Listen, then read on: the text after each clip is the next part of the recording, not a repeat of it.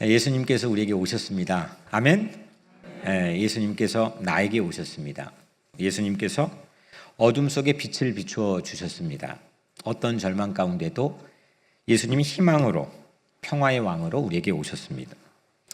우리를 구원하시는 구주가 우리 가운데 오셨습니다. 할렐루야. 오늘 성탄주일 우리가 지키고 있지만 사실 엄밀히 말하면 지역별로 약간의 차이가 있지만 대림절 네 번째 주일이기도 합니다. 그래서 아직 12월 25일은 오지 않았기에 성탄주일은 성탄절이 주일과 끼어 있는데 그거를 성탄주일이라고만 하는 전통도 있고, 또 한국 교회는 대부분 대림절 네 번째 주일을 성탄주일로 겸하여서 지키기도 합니다. 그래서 사실은 우리가 여전히 지금 기다리고 있는 시간입니다. 기다리면서도 그날을 함께 기뻐하는 날, 그게 오늘입니다. 그런데 성탄이 오면 사람들이 좀 서두르는 경향이 있는 것 같습니다. 이 교회로 오는 큰 길이 그랜드 에베뉴인데 추수감사절이 끝나면 올해는 하루 더 빨랐습니다. 끝나자마자 성탄 장식이 걸렸습니다.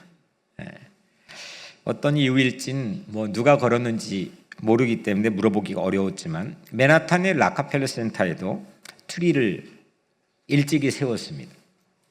아마 상업적인 요소의 이유가 있지 않을까 싶긴 하지만 여튼 분위기를 내는 것은 나쁜 일은 아니라 생각합니다. 그런 모습들은 성탄 시즌을 맞이하면 빨리 기뻐하고 또 빨리 해치우려는 그런 모습으로 비춰지기도 합니다.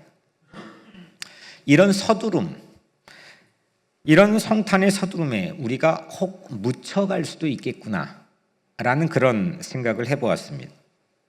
성탄은 엄연히 기다림의 절기이지만 정작 우리는 기다리지 못하는 경향이 많기 때문입니다. 성경에는 그 성탄을 목격했던 증인의 이야기를 딱 두 곳에서 들려줍니다. 많은 것 같지만 두 곳입니다. 마태는 동방의 박사들이고 오늘 읽은 누가는 목자들입니다. 우리 입장에서의 생각을 좀 해봤습니다. 성탄이 서두르는 경향이 있다. 이렇게 성탄에 사람들이 서두르고 있지만 첫 번째 크리스마스를 맞이했던 목자들은 어땠을까요? 이게 오늘 저의 질문입니다. 성경 속의 성탄 이야기는 의외로 서두르지 않는 것처럼 보입니다. 좀 바꾸어 깊이 말해보자면 상당히 느리게 진행되는 것처럼 보여집니다. 서둘지 않았고 느리게 전개되는 것처럼 느껴집니다. 아브라함부터 시작했습니다. 하나님이 약속을 주셨습니다. 아브라함은 자기 인생 때에서 30년 기다려서 믿음의 조상에 등극했지만 그 이후로 성서는 수많은 구비를 거쳐서 그 메시아를 기다렸습니다. 그리고 말라기, 구약 성서의 맨 끝의 책인 말라기 이후에는 무려 400년 동안 하나님도 성서도 침묵하고 있습니다. 마리아도 이 설명이 안 되는 약속을 품고 10개월을 버텼습니다.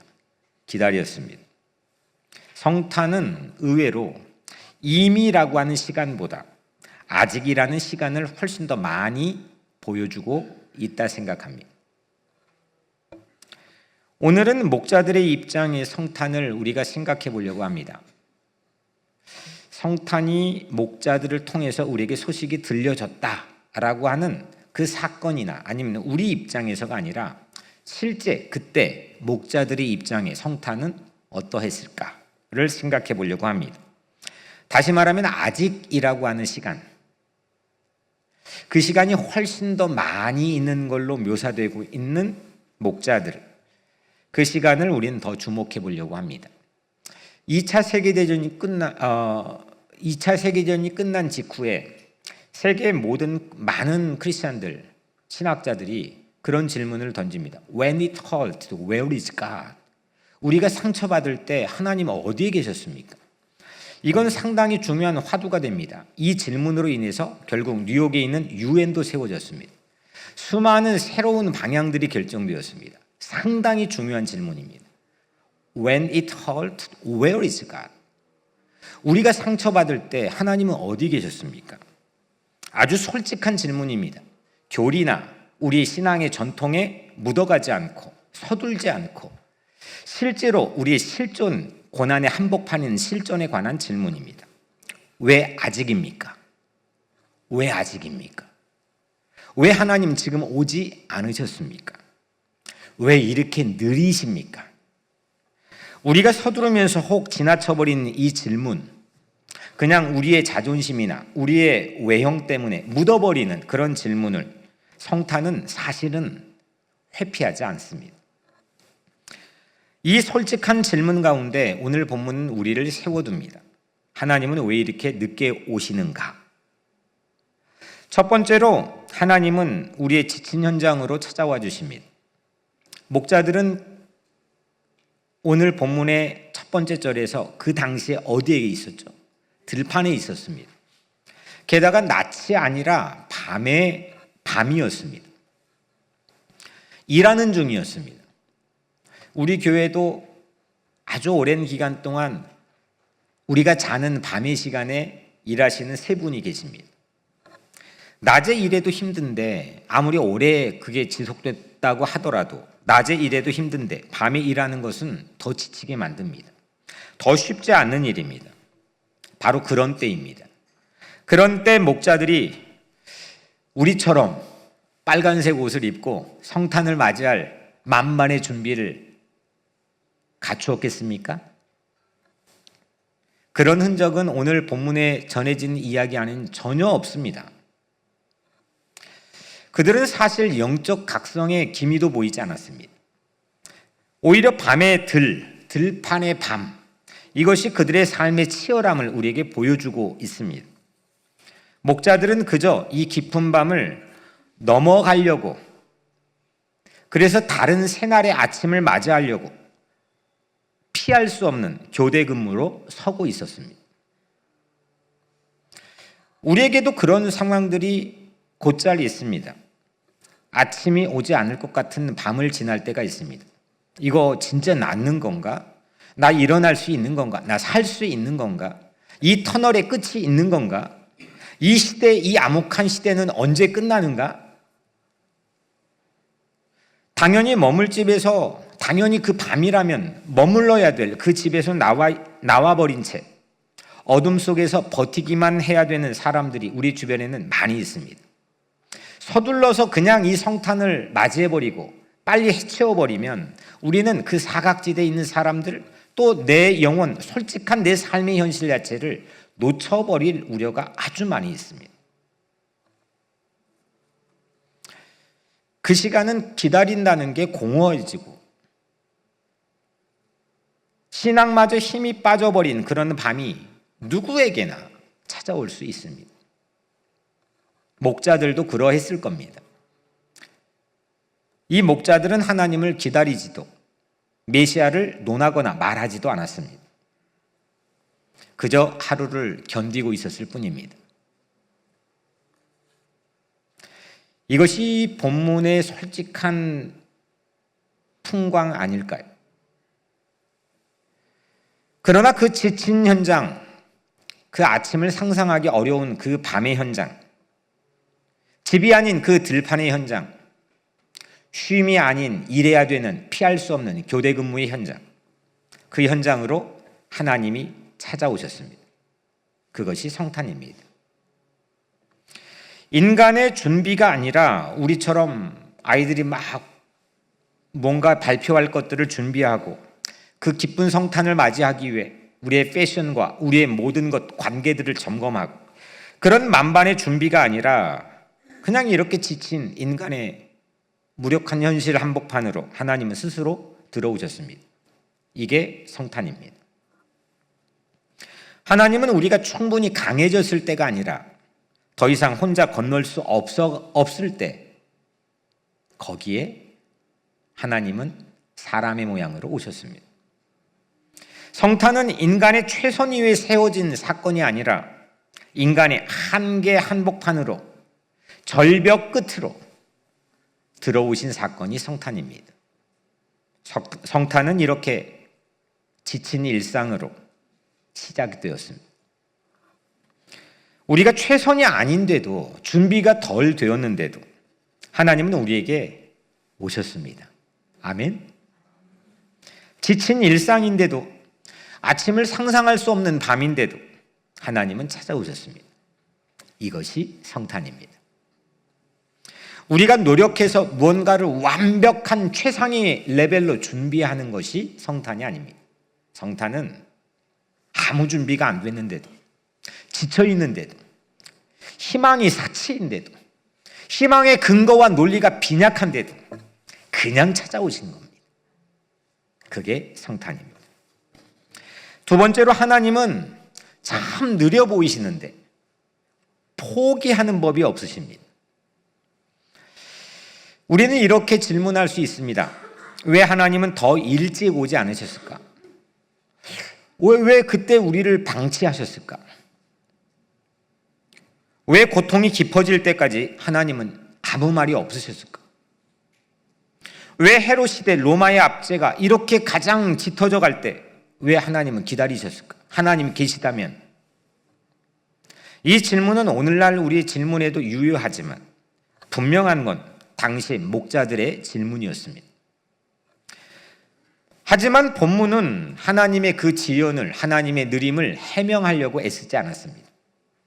대신 분명히 말씀합니다. 그 지연은 방치가 아닙니다. 그 침묵은 부재가 아니었습니다. 하나님은 인간의 역사 속에 늘 개입하십니다. 인간이 통제할 수 없는 방식으로만 우리의 한복판에 개입하십니다. 그래서 하나님의 시간은 언제나 우리의 시간과 어긋날 때가 많습니다. 우리는 하나님의 느림을 무관심으로 오해합니다. 왜 나를 쳐다보지 않으시는 걸까? 왜 나에게 관심이 적으신 걸까? 나를 싫어하시는 걸까? 나와 거리가 멀어진 걸까? 그러나 성서가 증언하는 하나님의 느림은 끝까지 함께 하겠다는 약속의 또 다른 이름입니다. 느렸기 때문에 나에게 기회가 온 거죠. 느렸기 때문에 나를 책임을 완벽하게 지어주시는 거죠. 바로 그것이 우리 희망의 근거입니다. 저는 그것이 제 삶의 가장 커다란 희망의 이유입니다. 느리지만 반드시 책임져 주십니다. 하나님은 결코 포기하지 않습니다. 목자들 입장에선 느려 보일 수 있겠지만, 그래서 낙심할 수도 있겠고 포기해버릴까 생각해버릴 수도 있겠지만, 하나님은 방치하거나 포기하지 않으십니다. 그것이 성탄입니다. 거룩한 탄생이란 뜻의 이 성탄의 의미는 바로 이런 것입니다. 그래서 밤의 들에 찾아오셨다고 하셨습니다. 그 현장에도 포기하지 않으셨습니다. 하나님은 상황을 서둘러 정리해 주기보다 그 상황 속에 머무시며 끝까지 책임을 져주십니다. 하나님은 너무 늦어 보이기도 했지만 결코 중도에 빠져나가 사라지는 분이 아닙니다. 목자들의 성탄은 그래서 이렇게 성탄의 메시지의 의미를 선포해 줍니다. 우리 현실에서도 모든 문제가 즉시 해결되지 않습니다. 25일이 오면 그 다음에 26일엔 모든 문제가 해결이 된 그런 새로운 세상이 열립니까? 해결되지 않는 문제가 더 산적할 겁니다. 그런데도 불구하고 우리는 성탄 하루만 괜찮은 척하고 다시 우리의 과거의 일상으로 돌아가 버린다면 그건 진정한 하늘이 준 성탄의 의미에 벗어나 있을 거라고 생각합니다. 즉시 해결되지 않더라도 우리가 무너지지 않아야 합니다. 이것이 성탄의 권면입니다. 하나님은 우리 현장의 한복판에 함께 계시기 때문입니다. 하나님은 포기하지 않습니다. 하나님은 모두가 포기한 그 한밤중에도 우리를 포기하지 않습니다. 느려도 반드시 오는 줄로 믿습니다. 그것이 성탄입니다. 때가 차기를 기다리시는 하나님의 무한한 책임은 하나님의 사랑이, 하나님의 약속의 또 다른 이름입니다. 하나님 포기하지 않는 여러분들 각자의 삶에서도 무너지지 않고 포기하지 않게 되기를 주의 이름으로 간절히 축복합니다.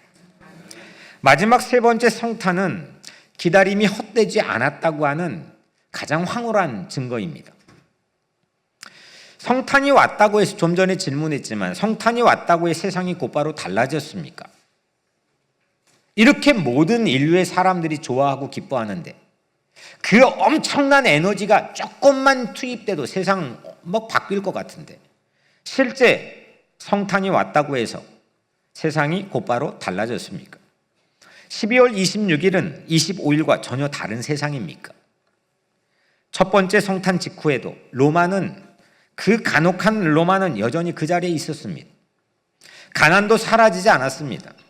폭력도 눈물도 계속되었습니다. 밤은 여전했습니다. 그러나 성탄을 기뻐하는 그 성탄의 소식을 듣고 기뻐하는 목자들 입장에서 한번 생각해 봅시다.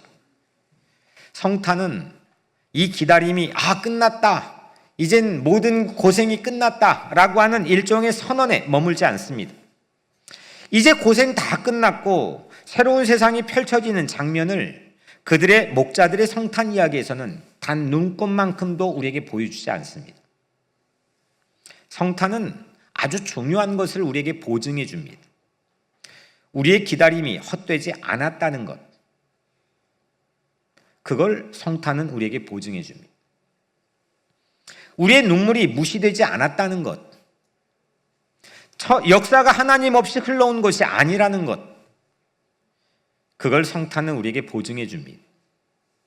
그래서 성탄의 믿음은 미래의 결과를 앞당겨 소유하는 능력이 아닙니다. 아직 해결되지 않는 현실 속에서도 하나님과 동행하는 내 삶의 태도와 자세를 변화시켜 줍니다. 성탄은 그래서 오늘의 태도와 자세를 변화시켜 줍니다. 천사가 전했던 첫 메시지는 아주 단순합니다. 오늘 다윗의 동네에 너희를 위하여 구주가 나셨으니 곧 그리스도 주시니라.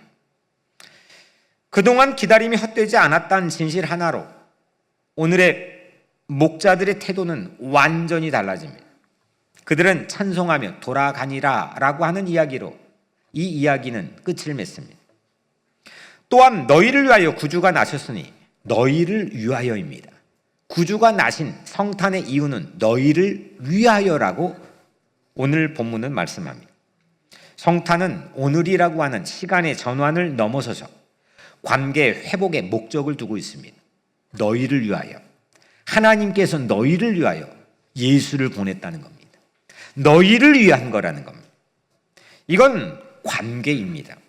하나님은 사건 퍼포먼스를 알리기 전에 누구를 위한 사건인지를 말해줍니다. 너희를 위한 겁니다. 나를 위한 겁니다. 우리를 위한 겁니다. 하나님은 목자들을 위해서 오셨습니다. 누구도 주목해주지 않았던 그 목자들을 위해서 오셨습니다. 그들은 그 순간 헛되지 않았습니다. 살아왔던 모든 삶의 구력들이, 버텨왔던 자기 삶의 모든 현장들이, 기다려왔던 모든 순간들이 헛되지 않았습니다. 아직 응답되지 않는 기도가 우리에게 있을 수 있고 회복되지 않는 관계와 변화되지 않는 현실이 우리에게 있다 할지라도 이렇게 기다림이 끝나지 않았더라도 기다림 자체가 우리에겐 실패가 아닌 줄을 믿습니다. 조급함 대신에 서두름 대신에 신실함을 선택하기를 축복합니다. 포기하는 것 대신에 동행을 택하기를 축복합니다. 이것들 안에서 우리는 이미 성탄을 살아내고 있습니다. 성탄은 문제가 사라진 날이 아니라 하나님이 문제 속으로 들어오신 날입니다. 해결보다 동행이 우리에게 주어집니다. 종결보다 임재가 주어집니다. 기다림이 결코 헛되지 않습니다. 사랑하는 여러분, 성탄 이후에도 아마도 우리는 여전히 기다려야 될 이유들이, 삶의 현실들이 많이 있을 겁니다. 완전한 치유를 기다리고 우리 윤희 자매는 엄마의 완쾌를 기다릴 거고 또 누군가는 관계 회복을 기다릴 거고 누군가는 정의가 바로 서는 날을 기다릴 겁니다. 우리는 전부 다 기다림의 족속으로 살고 있습니다.